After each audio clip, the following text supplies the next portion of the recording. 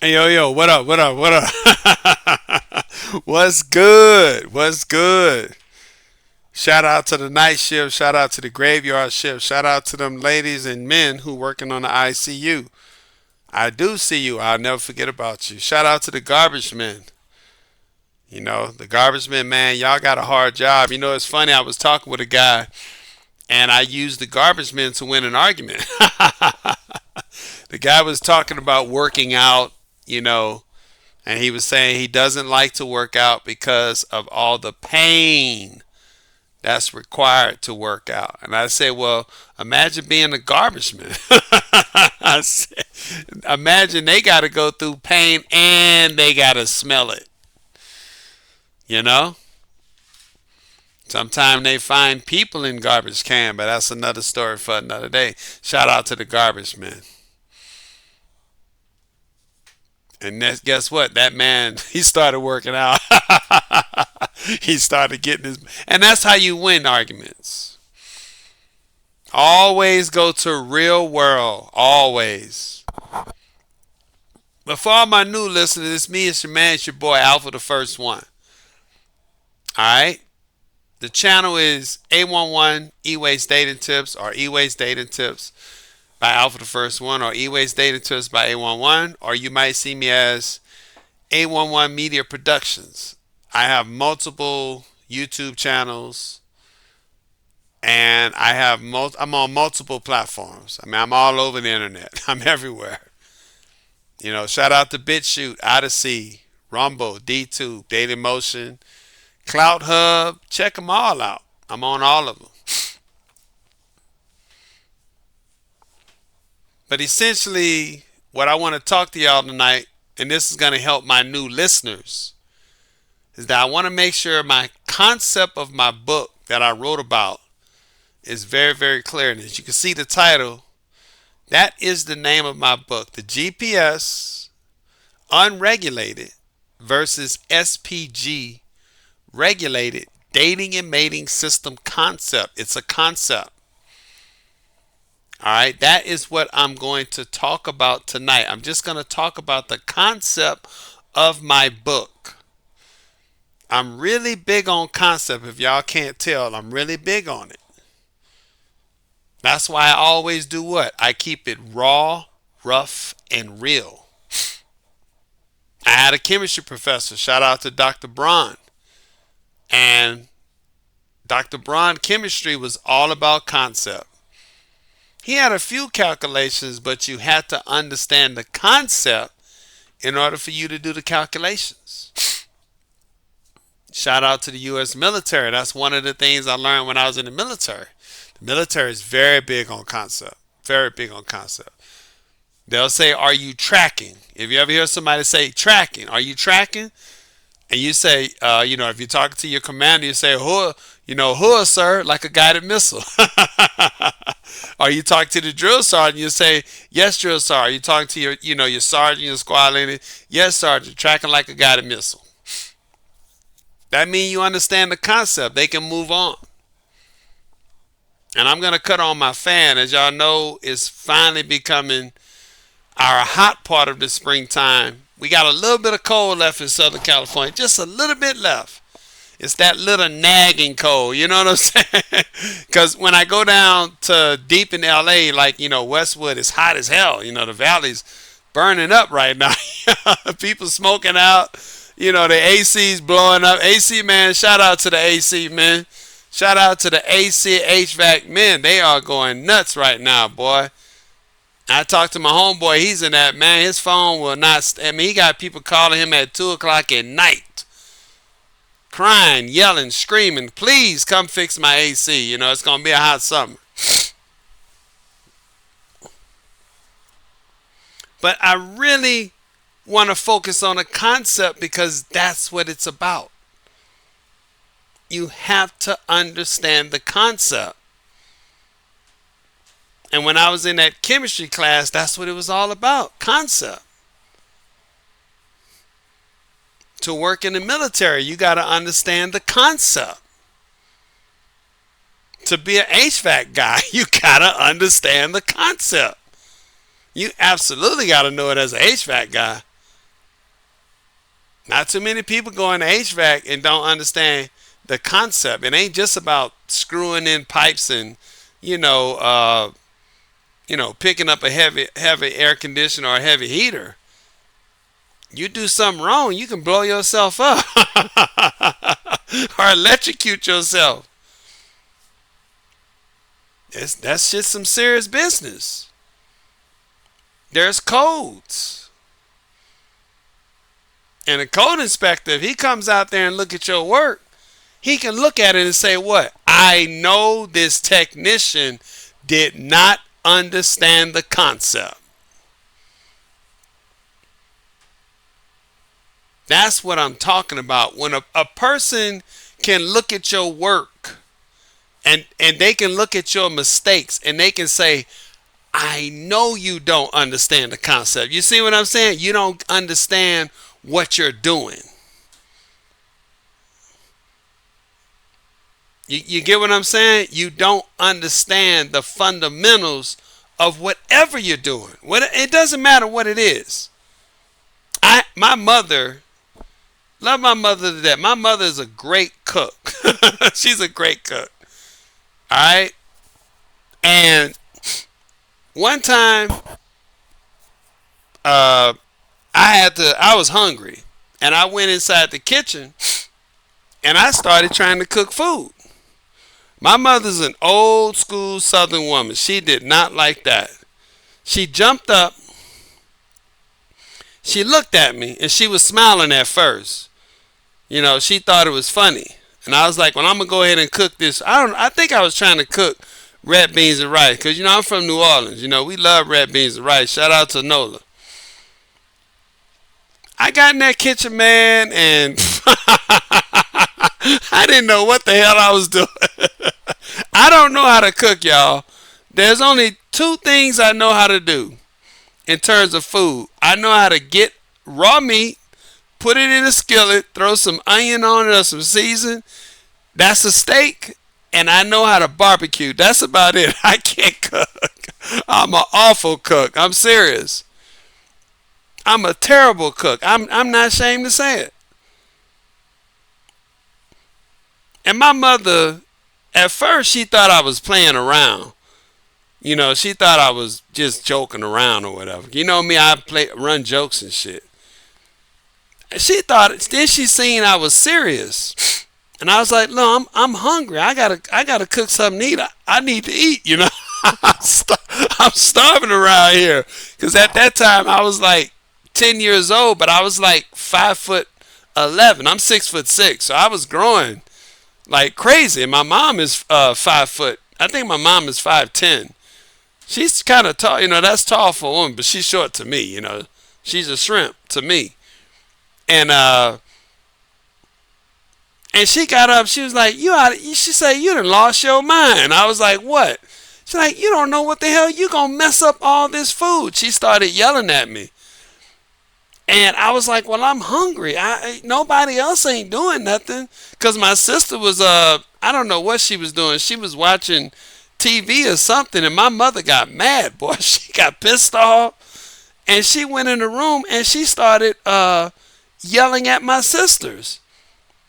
My mother didn't play that shit. She did not play that crap. My sisters came out crying, and next thing you know, them pots started singing.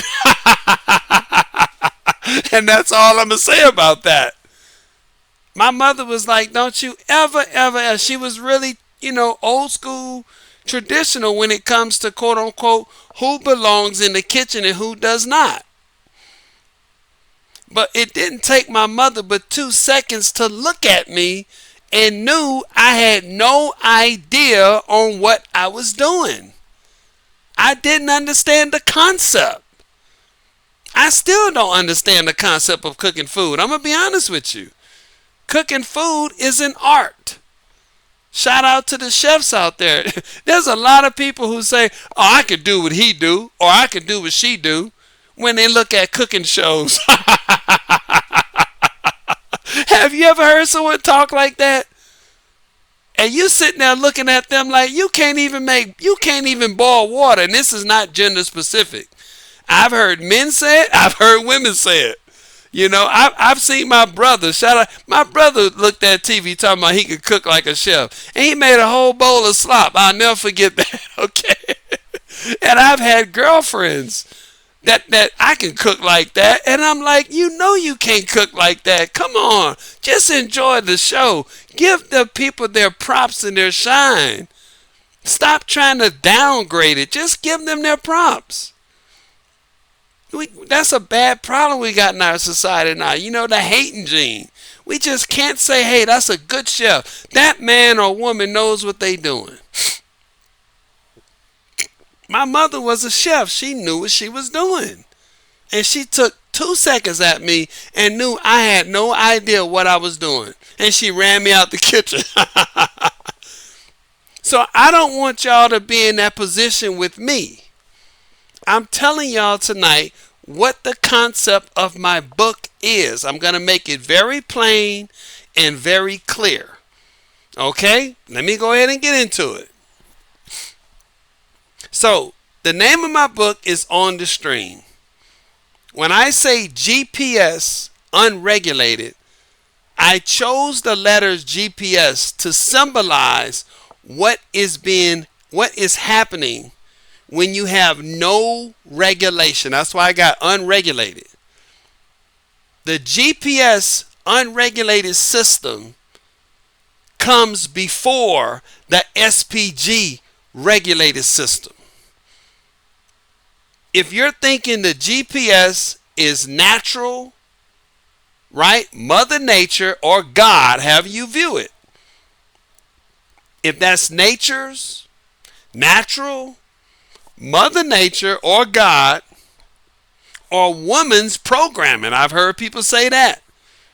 All of that would be true. That falls in line with the concept of no regulation, unregulated. I chose the letters GPS because that symbolize what the woman will choose and what men will choose. I put more emphasis on the women because men are more flexible in their choices, right? Men are a little bit more flexible. Women are very strict in their choices when they have no regulation. Does that make sense? When they have no regulation, it's hard to get them out of what they choose. It's very hard. It's not impossible, but it's very, very difficult. I'll give you an example. If a woman is attracted to a short, bald, fat man with a 2-inch penis, I don't care what you put in front of her. If she's not being forced to choose that man, she ain't gonna do it. Meaning, if you put a man that's not what she wants, if she wants a short, fat, bald man with a 2-inch penis, you could put a 6'6" man with a full head of hair and a horse penis. She will reject that man, the 6'6" man, because she has the freedom to do so. That's just what she's gonna do. It's hard to get them to get out of their natural preference, whatever that preference is. And if you're wondering, why would you use an example like that? Because that's to neutralize the people who want to use the outlier rebuttal. I hate that crap. Not everybody want tall men. Not everybody don't want short men. You don't have to keep saying that, panda bears and simps. We know not everybody. But we're speaking in generalities here. The general truth. And the general truth is, most women, when they got a preference for whatever that preference is, you're not going to move them off their square. I don't care what you put in front of them. Money, you can put the polar opposite of whatever they choose. If they like what they like and they have the freedom to choose it, they're going to do it. That's why I say unregulated. And that choice is going to be based on 3 primary things, just 3. Genetics is always first. Personality is second. Security of resources is last. That's why I chose the letters GPS, unregulated. If you don't put no rules and regulations in, You say, just go do whatever you want. We don't care who you choose. Don't be surprised at what she come back with. Shout out to Danny DeVito. She might show up with Danny DeVito. You might be thinking she gonna show up with I don't know. I'll use myself. Alpha the first one because I can't think of any famous male actor that every woman want. I really can't think on the top of my head. So I'll just use myself. Y'all, I know y'all don't want me, but I'm just using me as an example. You might think she gonna pick 6'6", tall, black, and handsome, Alpha the first one. And then she come with short, 5'1", 5'2", famous actor Danny DeVito. You understand what I'm saying? Don't be surprised at what she chooses. She might choose a broke guy. She might choose a criminal. You understand what I'm saying? She might choose a man who's already married. Absolutely. Because if he fits those first two, she's not going to care about the security of resources. Absolutely. If he has the genetics that she's looking for, she's going to go for that. And the personality to back it up, she's not even going to care about the security of resources. She's not going to care if Danny DeVito's famous or broke or poor. She ain't going to care if the guy has $1 million or not. She ain't going to care if he's a felon or not. If he's got the G and the P, that's it. 2 out of 3, she'll take it. And every woman listening to me know this is true. Now, when you don't like what she chooses, when you think she's making bad choices, when you think that the person or man that she's choosing or men that she's choosing, if you say, we sick of this, you done chose all these Danny DeVitos and all these Danny DeVitos knock you up, and now we sitting here and we got to deal with this shit. When you start talking like that, you are now trying to create a regulated dating and mating system. I call that SPG. Now, some of y'all right now understand the concept. It's the same letters, but it's in different order. Why do you think the S is first? The S is first because now you are sick of who she's naturally choosing and you want her to choose mates because of security of resources first. And you're telling her, we want you to choose this man because he's an accomplished man, he's most likely a successful man, and we don't have to worry about what y'all produce, i.e. children together. Now you and your child does not become a burden on everybody else. Do you understand what I'm saying?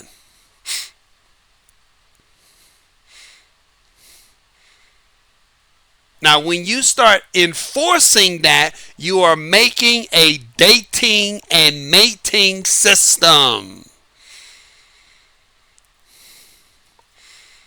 Every word I use has a purpose to make it very plain and very clear. It's a philosophical theory that I'm presenting. When you tell women you're going to choose Danny DeVito, not because he's some short, bald, and smooth talking guy. No, you choosing him because he's rich first. And if she don't like Danny DeVito's genetics and quote unquote personality, right? You're going to have to force her to stay with him. Absolutely. That's the only way you can make her choose any man that she don't want from genetics and personality. That's why if you're thinking with Alpha, if you're forcing her to mate, dating and mating, if you're telling her that she got to choose men based on security of resources first, Security resources, what? Money, his status in the society. I mean, he might be the mayor or the president or the constable. He's a good standing man. I mean, he's not a felon, a criminal. When you start forcing her to do that, as soon as you start forcing her to do that, you are going against what? What did we talked about earlier? You're going against the possibility of what? Nature, Mother Nature, natural, or God's mating system. You are going against that theory that I presented earlier. And now you're implementing man's dating system. See? That's not coming from nature, natural, Mother Nature, or God. And it ain't coming from the woman. The woman is showing you what she wants. See, when you start telling her, I forbid you from dating this guy. See what I'm saying? You see how that sounds? You are not going to choose this man. I don't care how he makes you feel or how he looks. And once again, the genetics can be anything. That's why I use Danny DeVito example. It can be a short guy. Most people think, oh, it's going to be the tall guy, the 6'6" guy. Bullshit. That's complete crap. It would be honest to say that a lot of women like tall men, but the reality is that don't hold up. I keep telling people that does not hold up. I am an outlier. I'm 6'6", 240, size 18 shoe, 2XL hands. And yes, I'm above average down below, way above average on the bell-shaped curve to the right, if you know what I'm saying. Trying to be respectable. I'm not bragging, just being honest. I am an outlier man. It is what it is. The idea that all the women choose to mate with tall men is impossible. It's simply false. It's impossible. Look at the world. Look at the makeup of the world. The majority of the world falls within what? For women, it's about 5'2" to about, 5'7"? And for men, it's about 5'6" to about 5'11". That's it. That's the majority of the world. Obviously, you're going to have shorter people and you're going to have taller people.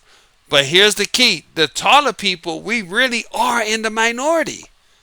We are the minority. See, the reason why people minds are getting skewed with this is because of America. America is what? A heterogenetic society. What is hetero? It has all kind of different genetics. If I said multi-genetic society, multi being what? Many.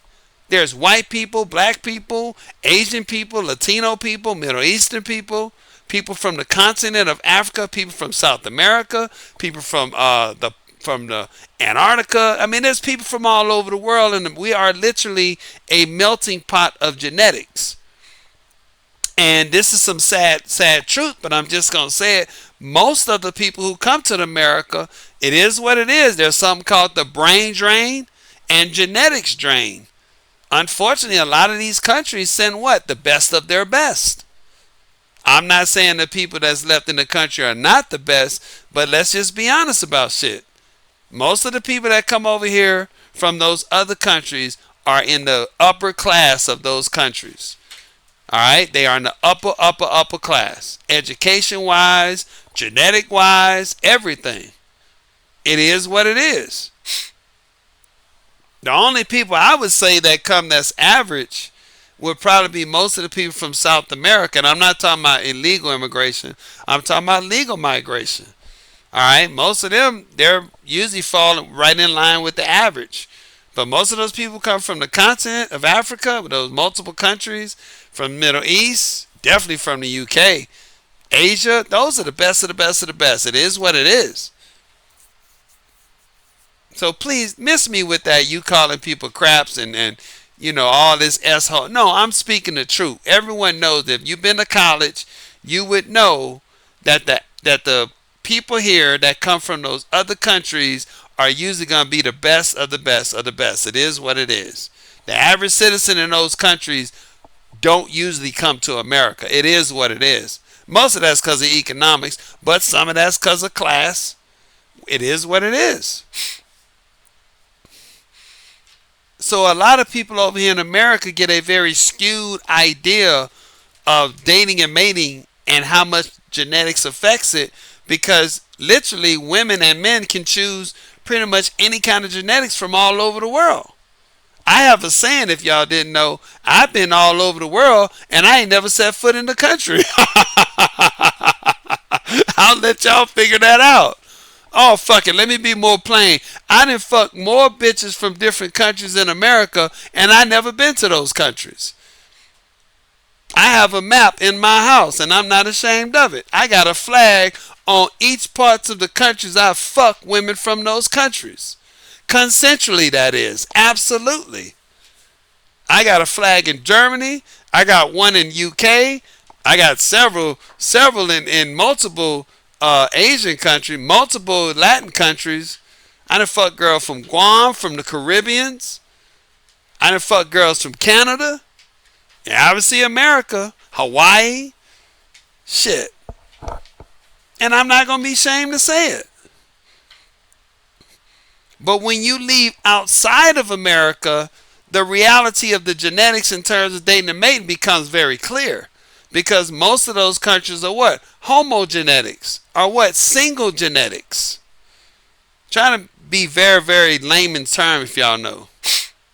Meaning everybody pretty much gonna line up. You're not really gonna see a whole lot of lopsided in heights and weights. And now, unfortunately, McDonald's is spreading globally. So I've seen studies of countries where McDonald's has went in, and the fast food industry, McDonald's, KFC, Burger King, you know, I think it's called Yum Yum Brands. Look that up. Yum Yum Brand Corporation.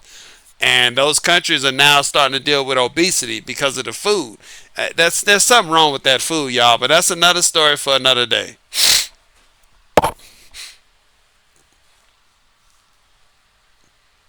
So when you start regulating, especially women, and you tell them you're not going to choose the guy you want genetically, you're going to choose the guy because of what he's accomplished, you are now setting up man's dating system. You're going against the natural order. You're going against nature. You're going against Mother Nature. You're going against God.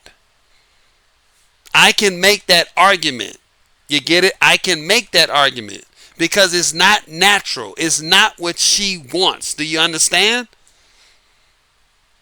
And man usually does that because when she starts choosing the men that she wants, and if those men turn out to be bad bets, bad choices for whatever reason, the society has to deal with the outcomes of that relationship. Here's a news flash, ladies. Men don't like taking care of other men's children, period. We don't mind doing it if the man gave his life for a good cause and he's not around. Let's say the man go to war and die. Absolutely. Look at the VA. Take care of the widower and his son.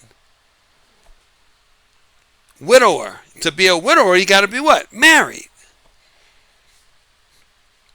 We don't mind taking care of a man's child if the man dies on the job. There's a lot of men who built, when they were building America's skyscraper, a lot of them didn't.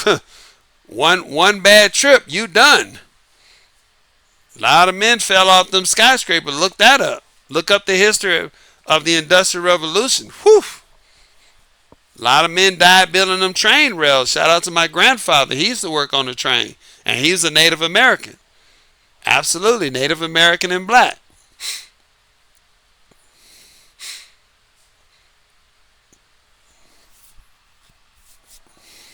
So what I'm saying is that when the society gets tired of what women are doing with their choice, they start intervention. That's called man's intervention. And so I call that SPG. When you see the security of resources first, that is man's dating system. You hear a lot of men say that nowadays. There's a lot of men who consider themselves very successful, meaning they've made a lot of money, they've earn a certain title or status or a certain job. And I've heard a lot of men complain to me and they say, Alpha man, it's fucked up that I as a man, I pulled myself through college, or I started my truck driving company, or I was in IT, whatever job it is. And it's sad that I did all these things and women choose men who go into prison. It's the old Pookie versus Ray Ray, educated lame versus, Pookie and Ray Ray argument. That tired old argument. And the reality is there's a lot of truth in that, because then I have to tell them, unfortunately, you did a lot of things that society wants men to do. That's true. Society wants men to be very productive. I don't think too many governments are telling men to go out and cause anarchy and crime. Most governments trying to stop that. They like order and peace. The problem is women don't choose men like that unless they're forced to.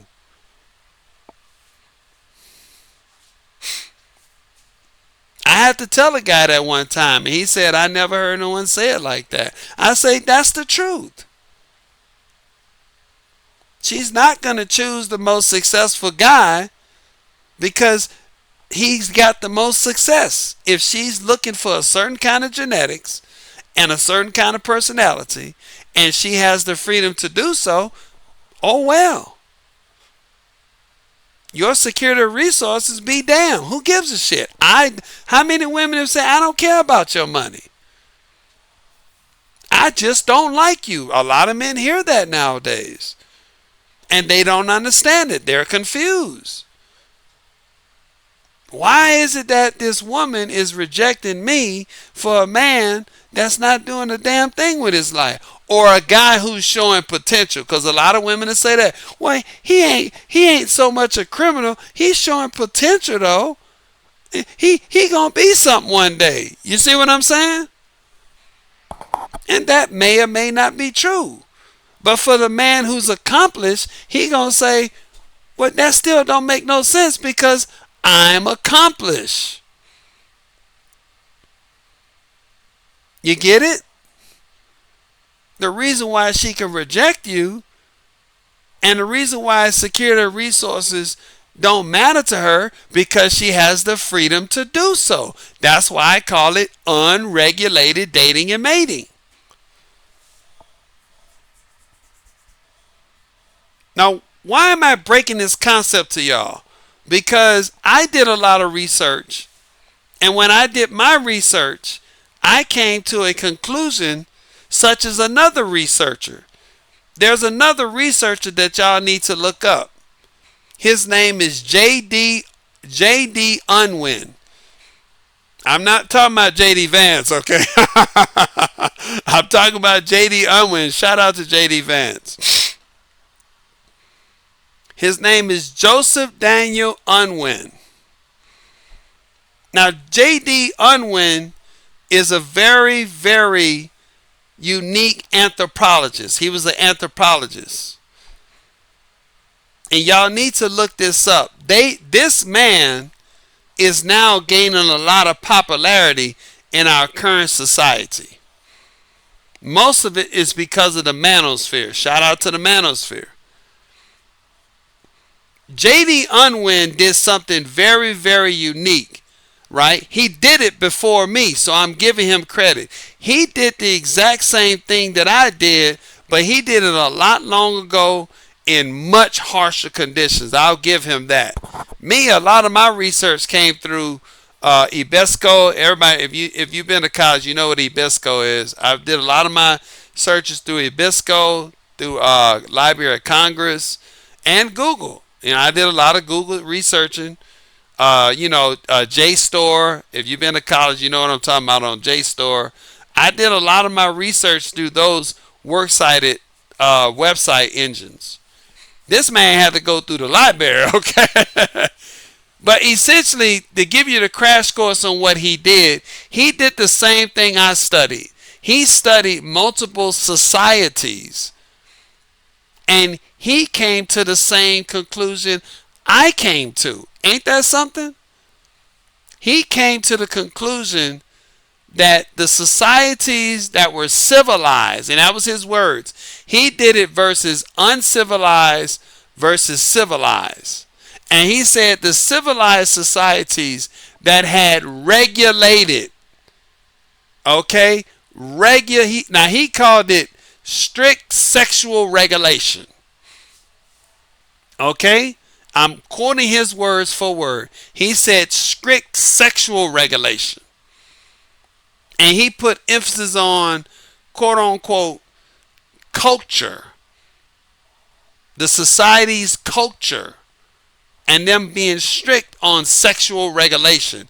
That's what he said. And he coined it, basically, he coined it absolute monogamy. All right? That's his words, absolute monogamy. And he said that the civilized societies that had strict sexual regulation, that enforced absolute monogamy, they were more prosperous because the men did not have to focus on the gamification of basically dating and mating. That's what he said. That's his overall theory, conclusion of his research. And I think he was brilliant for saying it. And naturally speaking, he said that the uncivilized societies that did not have strict monogamy and strict sexual relationship regulation, they were quote unquote least prosperous. And this is the key. This is very, very important. He said throughout his research, he found that it only took about 3 to 4 generations for the uncivilized societies to collapse. Okay? 3 to 4 generations. Meaning they had no regulations, and in 3 to 4 generations, the societies collapsed. And naturally speaking, it was because of the men and the gamification of dating and mating with women.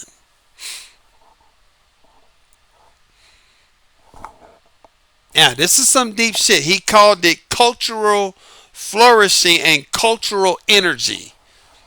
The cultural had a focused energy on being more productive with strict sexual regulation to enforce absolute monogamy. Now, notice, as an author, I am stating to the best of my ability what this man research found. Why am I doing that? Because a lot of you might look at that and say, well, Alpha, isn't that what you're saying? No, that's not what I'm saying. I did the same thing he did. I studied societies. And I was trying to figure out what our current society is doing that's giving us the bad outcomes versus what the other non-Western societies that are doing that's giving their better outcomes. And I found out it was regulation as well. So far it looks like we both did the same thing, right? He came to the conclusion that they didn't have strict, what did he say? Strict sexual regulation. Me, I found out that they had what? Regulated dating and mating in a system, in law. Alright? He was talking about culture, the culture of what they do. Culture is what you do. But remember, culture is what? Volunteer.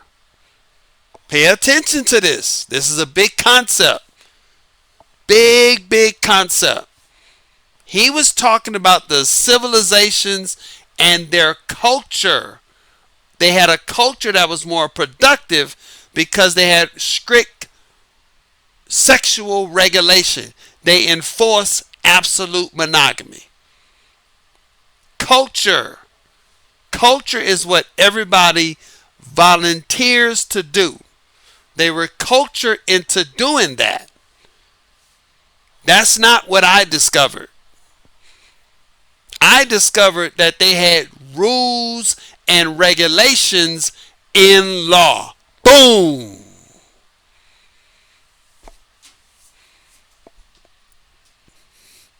Now, why is that important?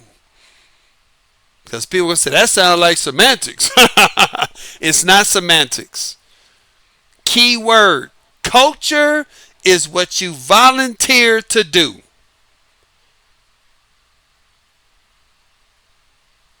Systematic regulation is what you have to do. Boom! It's in law. Now pay attention to this. A culture is what you volunteer to do. And it's true. You can take a culture and create laws. You can do that. But once you create the law, it's no longer subjective, it's objective. That's what I discovered. I discovered that those people in those other countries, they have objective law. Boom! Meaning what? You may not like the culture. You may not like the tradition. You may not like the rules and regulations. But goddamn it, you gotta do it. That's the difference.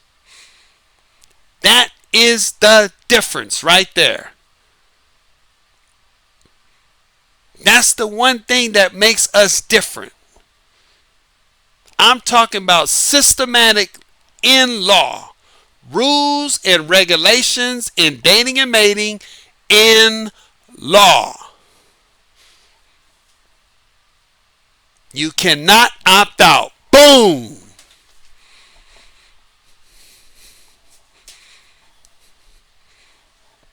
That's the difference.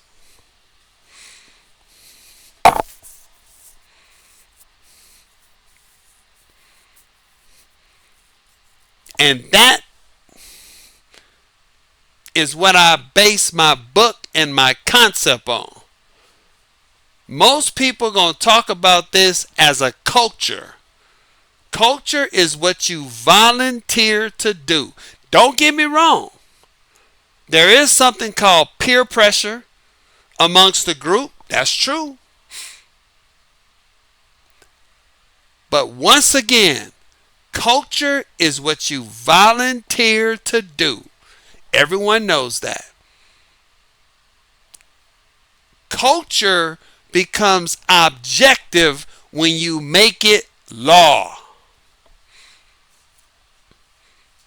I'll give you an example. I love to use this example. Most people have a culture of doing what? Brushing their teeth in the morning. I hope you brush your teeth in the morning. Please do it. Don't be like me. Sometime when I was in the military, I used to wake up, I didn't brush my teeth. Honest to God, true. That's a culture. That's something that you do. When you wake up and say, guess what? I really like the outcomes that I have with brushing my teeth. I think I should tell everybody else about this. Let's see if they... So you go around and tell other people. You are now what? Building a culture with other people. Because they are doing what? They're volunteering to do what you do. You convince them to do what you do. It's still subjective. Now, let's say you go around and you tell 1,000 people to brush their teeth in the morning. Let's say you run into about 10 of them that say, I don't care what you're talking about, I'm not doing it. I ain't got time for that brushing teeth in the morning. I wake up, drink a fifth of scotch, I rinse my mouth out, and I'm gone. Okay? I don't give a shit about brushing my teeth. I ain't got time for that crap. Sound like you trying to sell me something. Get out of my face, man. Now, right there, what is that person doing? What are they doing? They are exercising their agency. In so many words, they're telling you, go to hell. I don't care about my teeth the way you care about teeth. I ain't got time for this. I reject your culture.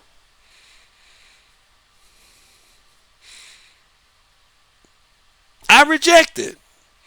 Now you making, well, wait a minute. Come on, man. If you brush your teeth, you don't get cavities, man. Don't you want a good smile? For God's sake, your breath smells better. Hey, women gonna like you. You know, I mean, shit. That's a win-win-win. Why can't you just brush your teeth, man? Come on. And he gonna say, I don't give a shit. Because I don't like you. I don't like anything about you. Since I don't like you and I don't want to be around you, I'm not doing anything you request for me to do. Do you get it? He's rejecting your culture. Now you get pissed off. I show him I'm going to what? I'm going to go try to get this into law. Now why would you want to get put in law that people brushing their teeth? Because you want to force people to do what you think they should be doing. Boom. When the second you say, I don't care about that man agency, I want him to do it anyway, you are now taking a culture and you're making it from subjective to objective law. He got to do it or he face a clear penalty in law. Boom!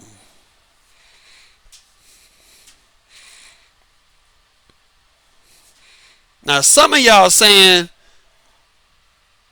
you are what? Disrespecting that man's agency. If you're thinking that, you are absolutely right. You're taking away his agency to reject your culture.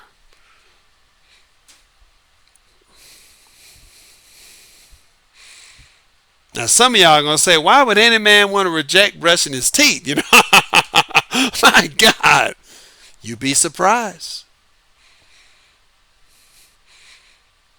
See, that's the problem in our society. We got echo chambers and bubbles. And those echo chambers and bubbles of communication makes people get skewed minds and logic. They come out saying, why would someone want to reject what we discussed amongst ourselves?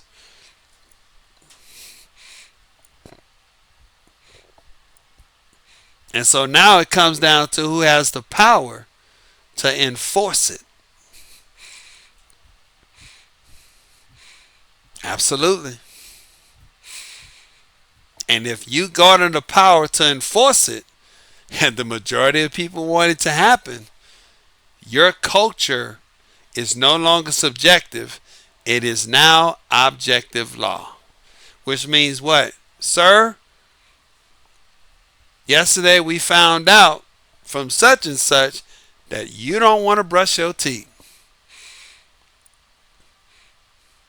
We are here today to make sure you brush your teeth.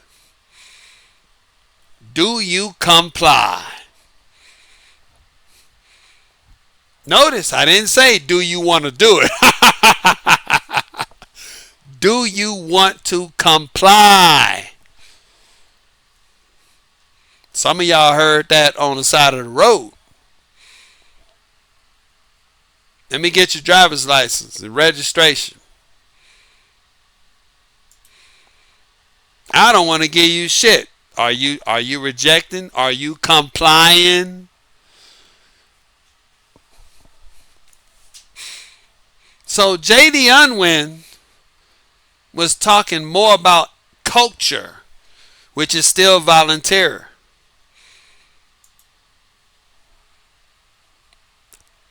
My concept is talking about objective force. You got to do it. I'm saying it up front. That's what I discovered with my research. Because I looked at the culture too. I did. And that didn't help me because I was like, well, this culture's doing this and this culture's doing that, right? But how are they still getting the same outcome? See what I'm saying? How do two people in two different parts of the world have different cultures, different religions, right? Different languages? They can't even talk to one another. But yet they're getting the same positive outcomes. How do they do that? I found out they had the same objective regulated law. Boom.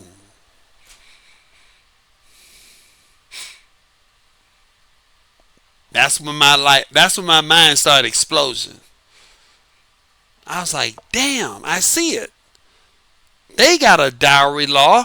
They got a dowry law.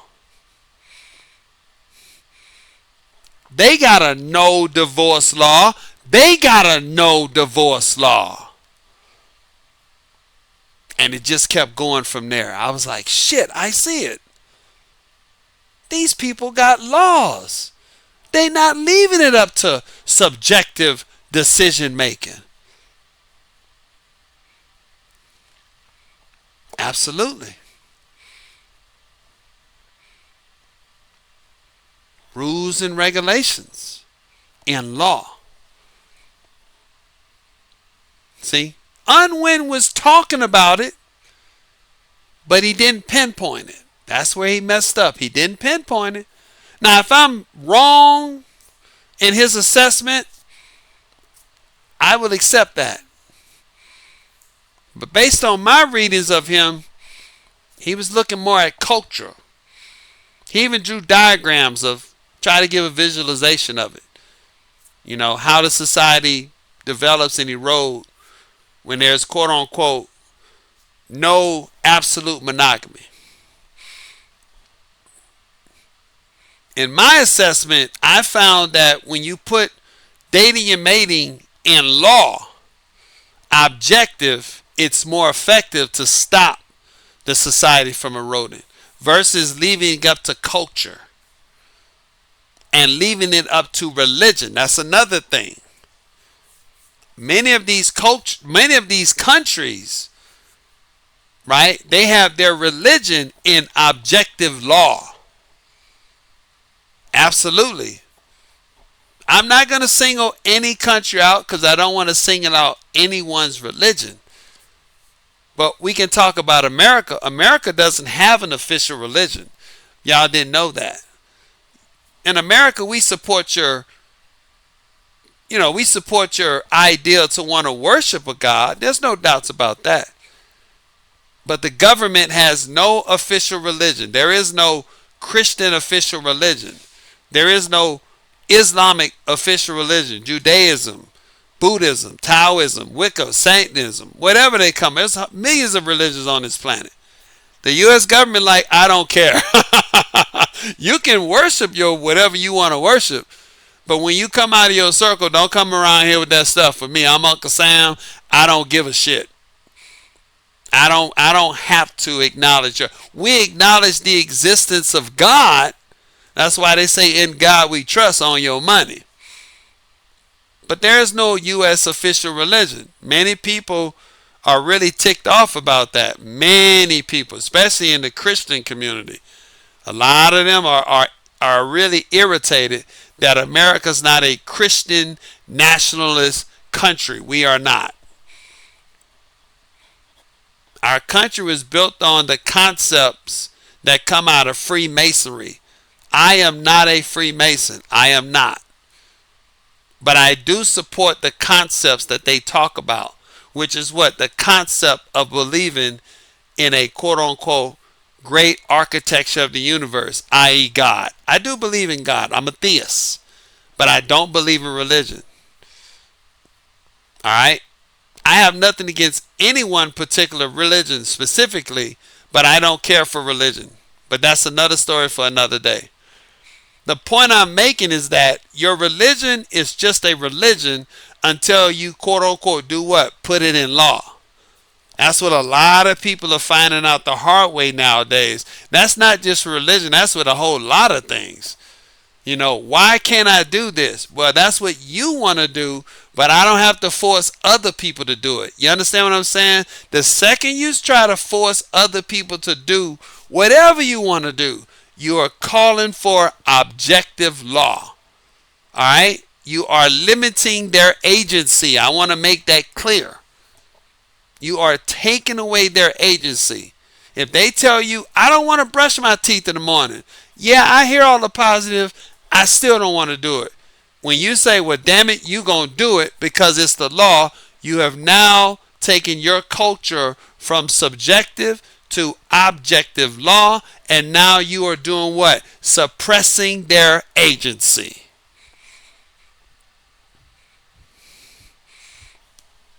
I know, deep concept. Not for the faint of heart.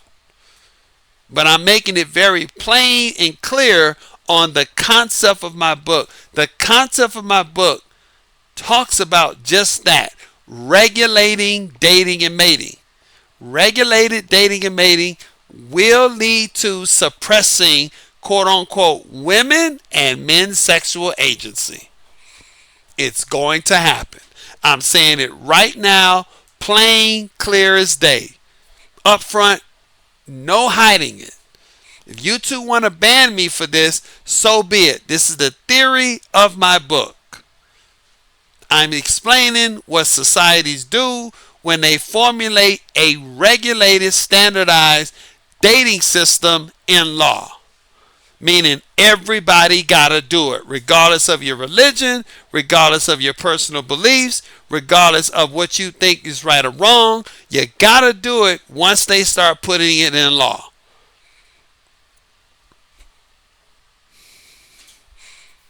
See, J.D. Irwin talked about factors, but he didn't narrow it down, in my opinion. He left it really kind of vague. I'm saying it very specific. When you don't have rules and regulations, you're going to have a quote-unquote informal, unregulated dating system. Why? Because there's no rules and regulations. When you have rules and regulations, you're going to have what? A formal, standardized system. Here's another example for me to get you to get the concept. And this is a very short example, but I think y'all can get it because I've spent a lot of time explaining what do I mean about formal, regulated dating and mating and informal, regulated dating and mating, which is no rules and regulations. All right? It's informal when you have no rules and regulations. You don't have any law. Yeah, you might have a culture that you do amongst yourself, but that doesn't mean the next person's going to do your culture. You get it? Yeah, you're a group of 50. Y'all are honest. Y'all do marriages. Y'all jump over the broom. The next 50 people might say, we get married in Vegas and we going to go to a bachelorette party the night before and entertain a gangbang. And then Monday morning, we going to go get married to our husband. Why they do that? Because there's no rules and regulations. If you want them to do the way you do marriage, you got to do what? Put it into law. When you do that, you got to force it on them. When you're forcing it on them, you're taking away their agency. Does everybody get that concept? A real world example of a dating and mating system that takes away people's agency, that force people to do what they consider what they want them to do, is just like our transportation system. If you look at America's transportation system, what's one of the main things you got to do in order to engage with it? You got to have a driver's license. If you don't have a driver's license, you will be fined. If you continue to break that law, you can lose your quote-unquote freedom. You can go to jail. You're violating the objective system. The objective quote-unquote transportation system. California, we call it the DMV. If you don't have the license and the insurance to operate that vehicle, You will be fine if you keep doing it. You're going to lose your freedom and you'll be permanently banned from engaging in driving, quote unquote, engaging in the transportation system. Do you get it? That's a standardized, formal transportation system. You can't opt out of it. Boom. I hate the DMV. I can't stand going to the DMV. Because I got to sit there for like 6 hours. And California DMV is notorious. Notorious. They have to have guards in there because people get so frustrated. I've seen people break down in tears. I'm serious. Last time, I got to go to DMV pretty soon. But last time I went to DMV, I seen a grown man and a grown lady break down in tears in the same time I was in there. I seen little girls start crying because she failed the driving test. You see what I'm saying? She knew when she started crying, she knew that there was no way she could get out of it. She either passed that test or she does. She failed the driving part. And a lot of people in there were just holding their heads down, right? And the guy who failed it, like, he told her, say, you failed. You ran a stop sign. You didn't do, he was saying all kinds of stuff. It's not a feel-good situation. She couldn't get out of it. Learn how to drive or you're not going to drive, period. So when you have regulated dating and mating, they don't care about what you don't want to do. I don't want to marry him. I think he's ugly. Who gives a shit? We say you're supposed to be with him. That's that. That would be arranged marriages. That's in law in many countries. Look it up. Some of you thinking alpha sounds like you calling for oppression. I just told you they're doing what? Yes, they are suppressing people's agency. They are doing that. Absolutely.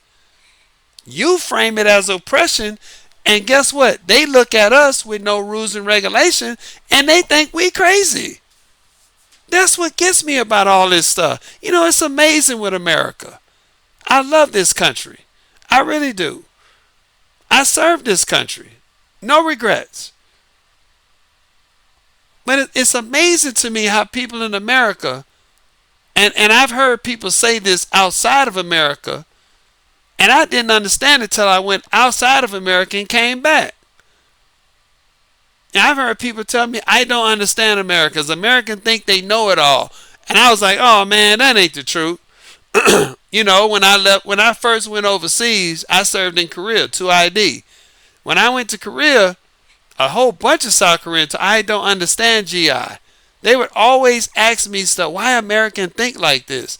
Why American women? Why American? You know, they always ask me, and I would try to explain it to them. And they would say, oh, that makes sense. I understand now. I used to laugh at it. When I came back to America, I started seeing it. I was like, damn, we really do think we know. We really do think our shit don't stink. We think we know it all. And we go to other people's country, especially in dating and mating, and guess what? We end up fucking them up because we all messed up. We are not having good outcomes. Does everybody understand that? Does everybody get that? So when the person say alpha, it sounds like you're saying that we gotta have to oppress someone. That sounds like oppression to me. My response is there is no such thing as removing this problem without a cost. There is no painless solution. Boom. We are not going to get out of this without inflicting some pain that moves us to a solution. It's like going to the dentist. Do you need another example? Your tooth is hurting. You can't sleep. Nothing you do is stopping your tooth from hurting. Now you got a problem.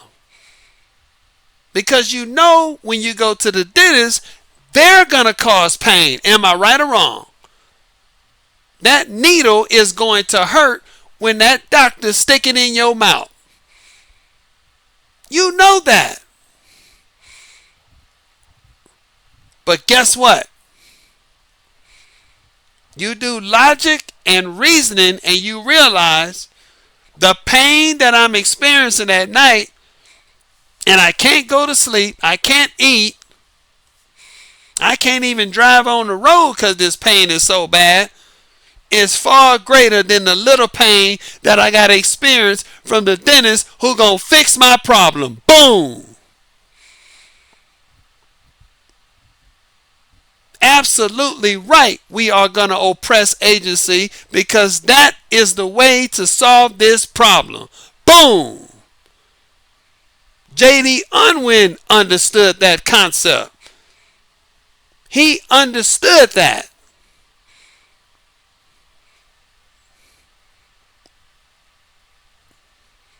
We're not going to get out of this without some pain. It's impossible. I've looked at it. There is no painless solution. I did a video on that. Go check it out.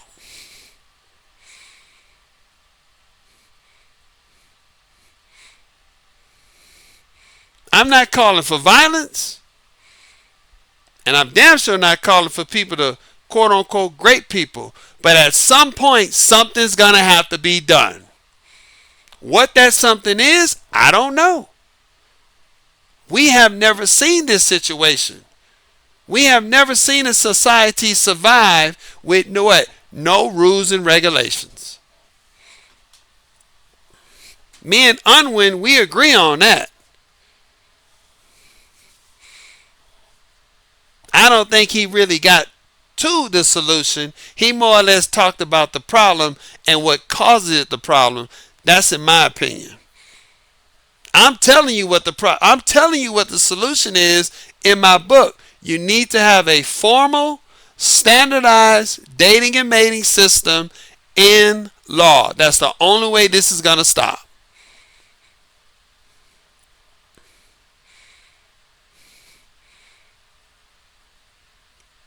I understand human nature, and I accept it. When you don't give people guidance on what they should do, they're going to make the best decision they can with the information they got on the day they make that decision.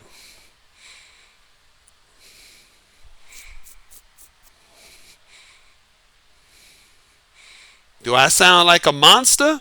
I hope not. J.D. Unwin discovered rules and regulation was the factor in 1934.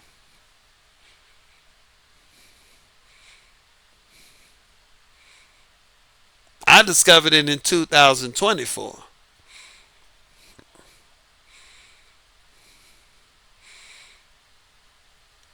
That is the concept of my book. You can sum it up as what? There's no painless solution.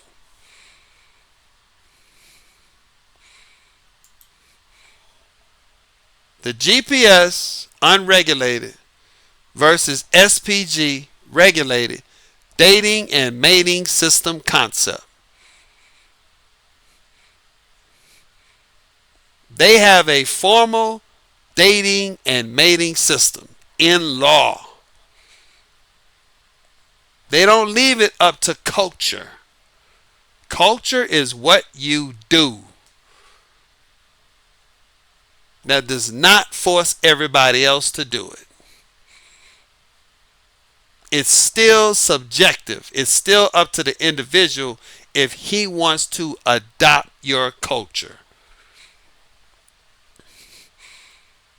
When you say you're not going to have a choice in adopting my culture, I'm going to make you do my culture, you are now setting up a formal, standardized dating and mating system in law. In law. You need one more example? This will be the final one. Look up something called shotgun weddings. That was in law. Absolutely. Look it up. That was in law. That was legal law for many states. Look it up.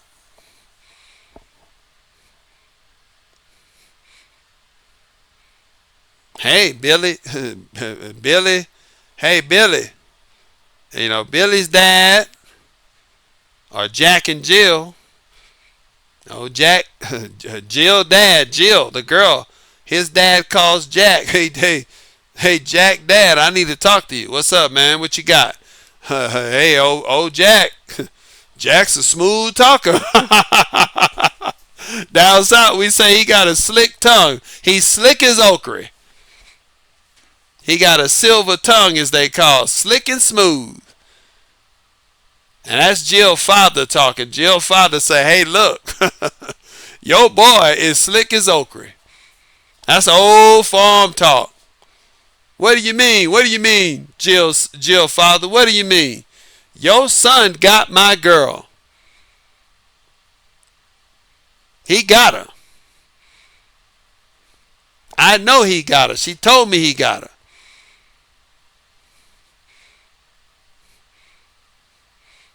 Jack father say no more.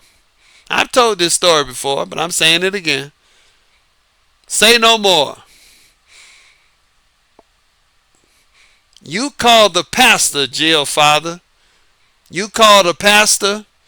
I'll get Jack. I'll bring the Bible. You bring the gun. We're going to have us a nice little wedding tonight on your farm. How about that?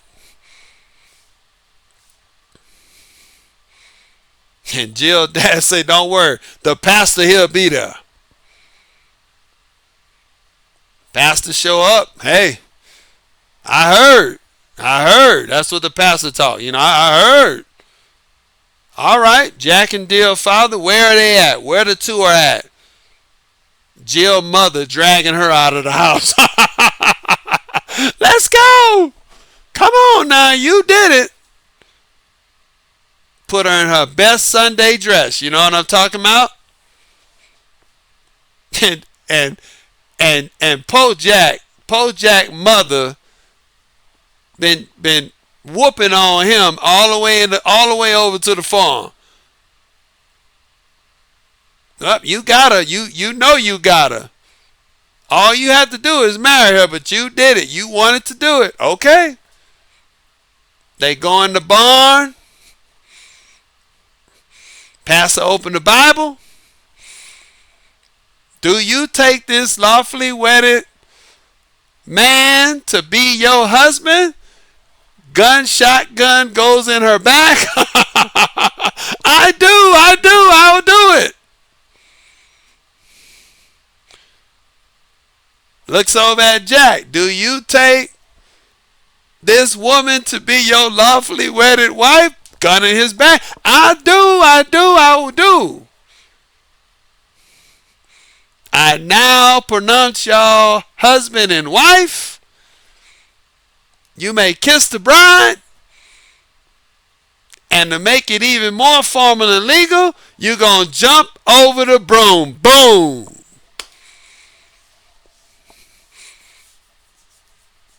That's where the phrase jump the broom come from. Look that up.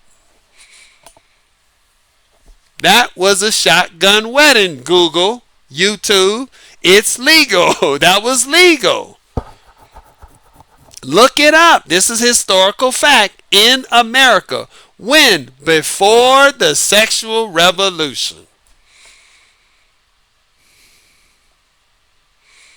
And it was in law.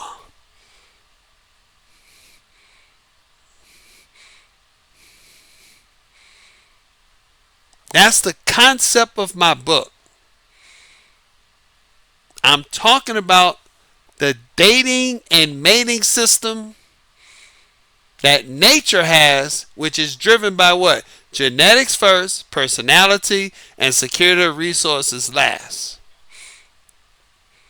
When you don't like the outcomes of that system and you want to put in rules and regulations in law, not culture, in law, not what your religion say, in law, not what this group says, in law, Everybody got to do it. Do you get it? Everybody has to do it. The government has formalized, standardized dating and mating. They've said we're not going to let y'all do nothing but this. It's like the DMV. It's like a driver's license. You got to do it if you want to drive this car, if you want to get married, if y'all want to mate together. You got to do this. It's standardized. It's formalized. It's in law. When you do that, you're creating an SPG, regulated dating and mating system. Man's intervention to nature. Boom.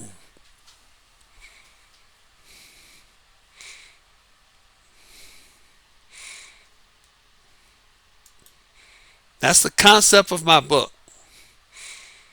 Very plain, clear as day. YouTube gonna ban me, so be it. I'm on multiple platforms. You know how to find me.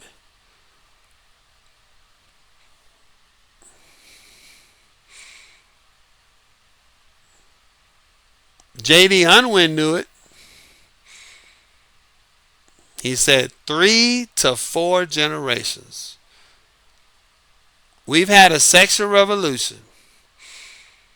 And since that sexual revolution, you see the outcomes. Do I even need to talk about the outcomes? You see it. You lived it. I'm a product of the outcomes. I'm a bastard.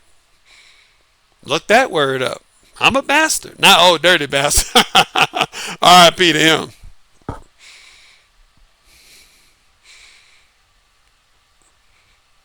Prior to the sexual revolution, I would not have been a bastard. Some of you are bastards. A lot of you was not made out of love. Boom. Let me shut up. Some of y'all was made in the back seat of a car.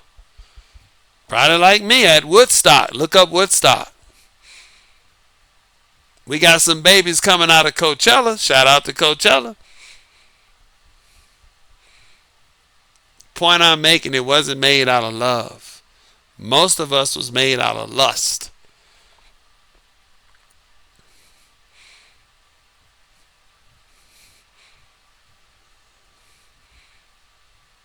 Unwin knew it.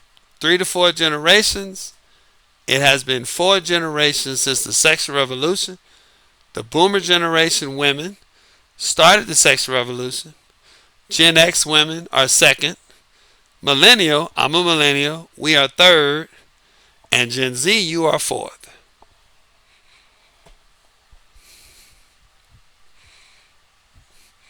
You see the situation we're in. I think all of y'all get the concept.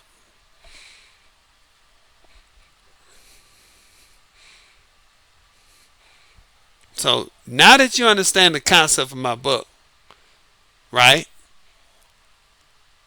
Whenever I start talking about subjects, all you have to do is relate back to that concept. It is regulated or unregulated. So if you hear somebody say, why are women foodie calling men? Why are they abusing the dating and mating tradition? Why are women on their last night before they get married at their bachelorette party? Let me stop. I think everybody gets my concept. If y'all have any confusion, let me know. Are me and JD Unwin the same? No, we're not. We did the same thing. I studied societies, he studied societies. He looked for key factors, I looked for key factors.